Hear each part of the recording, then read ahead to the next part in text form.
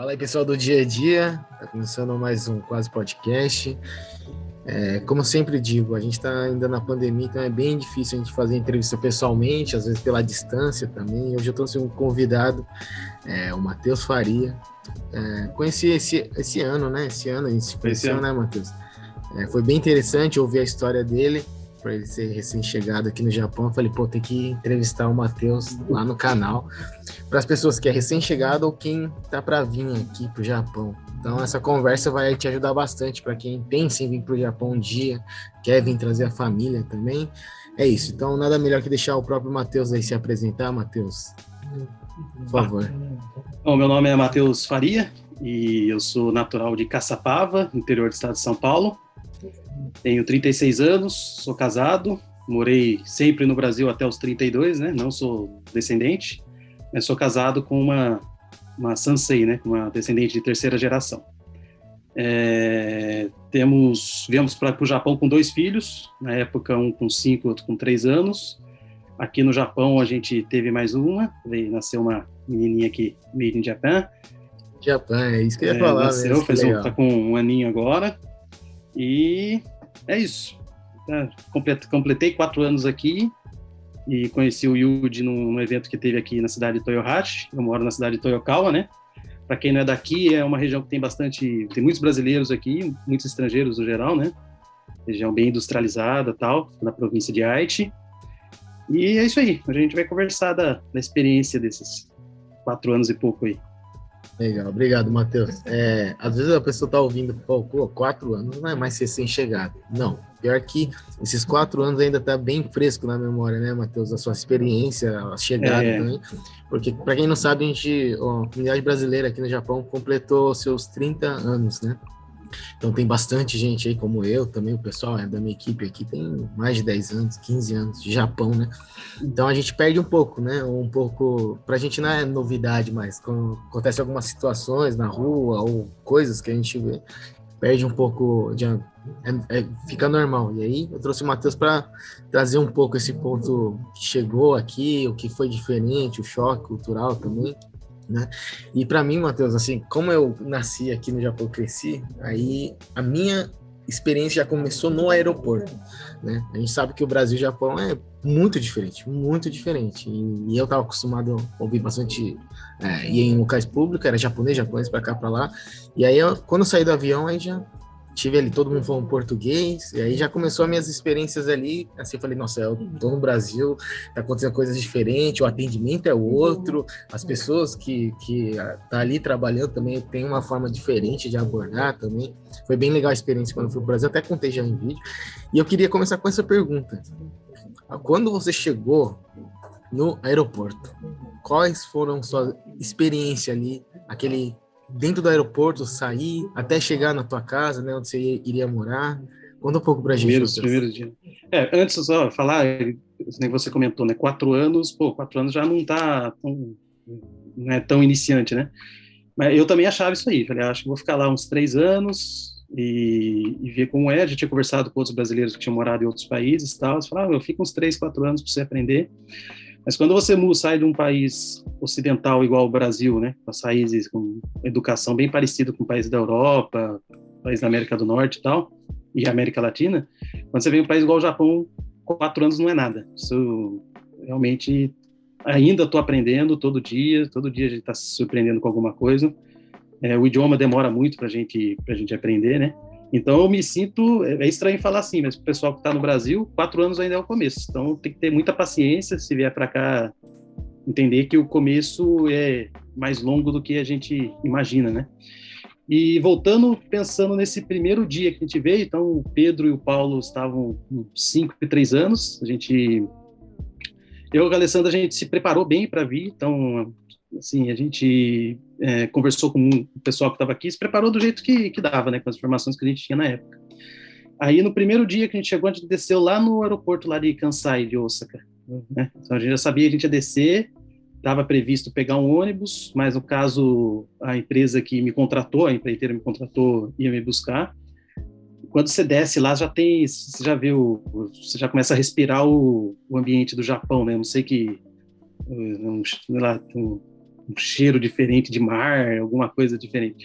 E quando você entra no aeroporto, claro, tem um McDonald's ali, tem alguma coisa ali, mas já começa a ver o pessoal comendo lame, fazendo barulho, fazendo aquele barulho que a gente não está acostumado, todo mundo andando rápido pra caramba, na pressa e tal, e aqueles guardas bem educado com luvinha, né? A inspeção é bem rigorosa, então você já sente alguma coisa diferente aqui, assim, né? Rigorosa com, que a gente fala aqui no Japão, kibishi, mas com educação, né? Então, você já começa aí no primeiro contato ali no aeroporto, já começar a sentir essa diferença, né? Como que são os japoneses, a parte, assim, de serviços públicos e tal, né?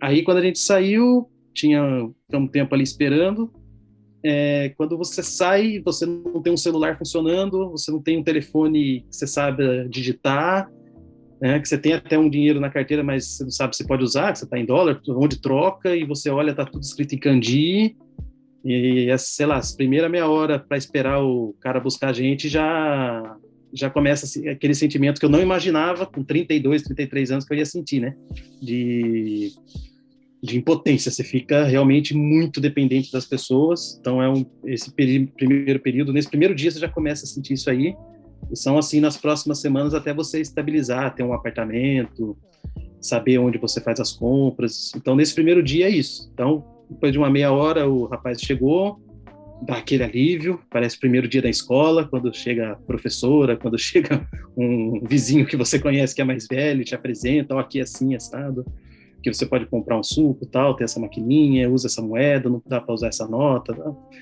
E o primeiro impacto é esse, essa sensação de, opa, planejei, mas não é, nesse primeiro dia, o principal sentimento é esse, né, de impotência e depender totalmente dos outros, mesmo tendo se preparado bastante. Então, o que eu lembro desse dia foi isso. Ainda mais por, né, você ser pai de família, né, tá com a sua família, então você já tem aquele instinto de proteção, proteger ali a tua família, só que naquela situação realmente é muito difícil, né? Uhum. E aí esperando o Tantocha, acho que a maioria dos brasileiros que vem a primeira vez espera, né, o Tantocha, né, que o Tantocha seria seria a pessoa para... O Brasil fala o encarregado, né, o seu encarregado, o seu chefe, sei lá como a gente pode falar, né? A pessoa que vai seu supervisor. Isso, obrigado. No entanto que eu trabalho aqui numa empreiteira, né? Um escritório de empreiteira, e aí o Tantocha faz essa ponte, né? Facilita, né? Ainda mais para quem é recém-chegado, para fazer tradução, ajudar na parte do trabalho, e faz essa função de buscar até o aeroporto, levar até o local onde mora, porque realmente é muito difícil, né? Os primeiros dias, onde faz a compra, né? Até explicar o que é a conveniência, o que é a farmácia, o que é o mercado. Parece que é bem complicado, né? Uhum. E varia tudo o preço, né? Então, e quando você vai, para quem está no Brasil, quando você vai fazer uma viagem, um intercâmbio, você vê tudo como uma experiência ali que é legal, você está aprendendo, comprar tal. Quando você vem já com o dinheiro contado para os primeiros meses, quando você vem já para mudar, é muito mais tenso. Você tá bom, como que eu faço isso? Você fica em alerta a todo momento, como que eu faço isso? Mas se eu fizer alguma coisa errada, e se não sei o quê? Então, esses primeiros dias, quem vier assim, é punk, mas é legal, é uma experiência boa de ser vivida, né? Como que foi antes de você decidir, né, vir para o Japão? Quer dizer, antes não, depois que você decidiu, falou assim, não, vamos para o Japão, vamos tentar lá a vida. Sua família chegou a aprender um pouco do idioma, alguma coisa da cultura? Sua esposa já veio para o Japão, alguma coisa assim? Então, a gente, falar a verdade, em 2010, a gente veio a passeio, né? Eu falei que foi totalmente diferente. Chegou, tava o irmão dela esperando, foi só passear. Então a gente veio aqui para Shinchiro, na cidade do lado aqui, e ficamos só passeando. Não precisamos comprar nada, não precisamos pensar em celular, não precisamos pensar em nada. Fomos passear lá na Disney, voltamos, acabou a viagem, vamos embora para casa. Aí a gente ficou muito pressionado assim com a parte de segurança, que mais tocou a gente, né? Acho que no Brasil, quem tem a minha idade aí dos 30 e poucos anos, lembra que cresceu jogando bola na rua, cresceu saindo com os amigos de bicicleta, sem muita hora para voltar, e não sei o que aconteceu, principalmente na região que eu morava, em São Paulo, lá, que ficou muito perigoso, assim, na idade que eu vivi de infância, meus filhos já não tinham a chance de viver, né, ir sozinho para a escola e tal. E aqui no Japão a gente viu a criançadinha de 6, 7 anos já indo sozinho, todo mundo dando a segurança, todo mundo com esse sentimento de segurança, né? Na verdade, a ausência de insegurança, na verdade, né? O pessoal anda muito tranquilo e a gente sempre olhando, está com o celular no bolso, com medo de perder dinheiro e tal, e a gente via que não tinha isso aqui, né? Só deixava carro aberto, porta da casa, não, pode deixar aberto e tal.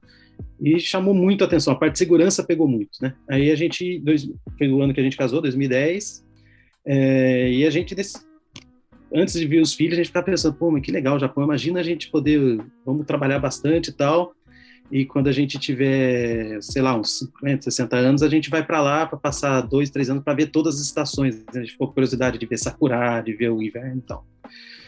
Só que quando nasceu o Pedro, em 2012, aí começou a mudar um pouco a cabeça da gente. Muda, a gente tinha contato aqui, a gente estava vivendo bastante coisa lá no Brasil, graças a Deus a gente estava trabalhando e tal.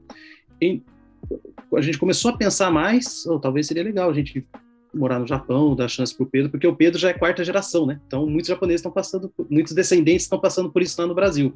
Eu sou também quarta geração.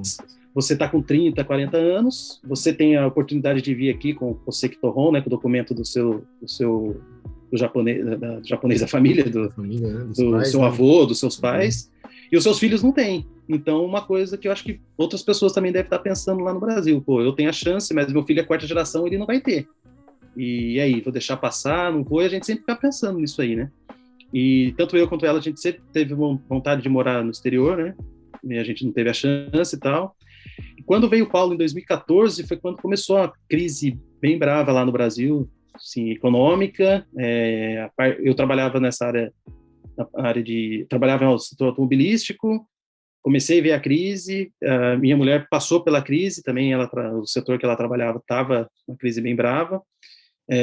Mais algumas coisas, um assaltozinho aqui, uma coisa ali, uma coisa de segurança que você vai ficando inseguro, e aquela ideia foi crescendo, né? Aí foi 2014, a gente vamos.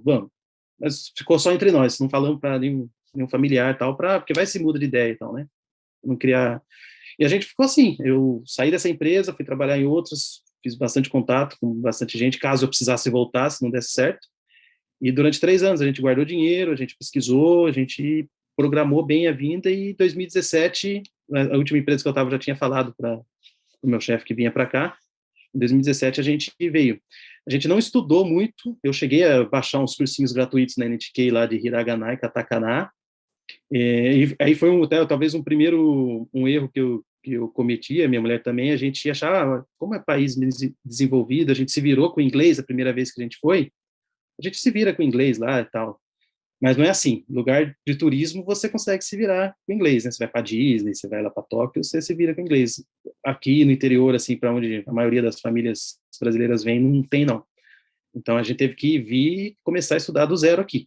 Então, desde o começo, a gente já teve que estudar o hiragana, o katakana bem do início ali, aprender o básico, e estamos estudando até agora. Você tirou, né? Você fez o teste de proficiência, né? Eu consegui passar no N3 no ano passado, aí eu fiz a prova do N2 no final do ano, cheguei pertinho, não passei ainda, mas vou tentar. Nossa, parabéns. Passar nessa próxima, né? Parabéns, realmente é fora da curva, né? Acho que o N2 já é suficiente para você trabalhar, né, como tradutor, né, em alguns... porque tem bastante leitura, né? Você tem que ler bastante. Aí o N1 já o N1 já a pessoa já... Assim, vamos comparar aí, nativo, quase nativo, né? Não sei se pode falar que seja nativo, né? Mas já não tem nenhuma dificuldade, né? Principalmente com o jornal, né? A parte mais burocrática, assim, de entender, principalmente ler jornal, acho que é o que mais pega, assim, né? O pessoal fala, é N1, então você sabe ler jornal, é N1. Que são níveis, né? O pessoal de cá, não sei se sabe, são 5 níveis, o N1 é o mais difícil e o N5 seria o mais fácil. Só para a gente ter uma ideia aí, Matheus, o N2 é que você quase passou, você tem noção de quantos kanji, mais ou menos, assim, você tem que já ter estudado? Eu acho que estou perto dos 1.000, hein? 800, 1.000 kanjis, Ixi, bravo. Bastante kanji. Mesmo Legal. Assim, só que o que mais que pega na prova também, tem uma parte chamada goi, que são tipo como se fosse os 2 verbos juntos, são frases que misturam um verbo mais alguns hiragana que muda o sentido, né? Isso aí são umas pegadinhas bravas que eu tenho que estudar para a próxima aí. Então, é muito longo, assim, para quem está vindo já, falar assim, não é uma missão impossível, mas é uma missão que aprender o idioma, o japonês, para a gente é totalmente diferente, não tem paralelo, né? Então, assim, não origina do latim como português, como inglês, Tem referência nenhuma, né? não tem referência nenhuma. Então, você vai aprender do zero, que nem uma criança mesmo, vai aprender ali os primeiros risquinhos do zero. Ele não é difícil, ele é trabalhoso, demora muito, que nós estamos falando. Então, provavelmente eu vou conseguir passar aí com 5 anos de Japão, o N1 lá, sei lá, com 7, 8 anos, né? Se eu continuar estudando muito.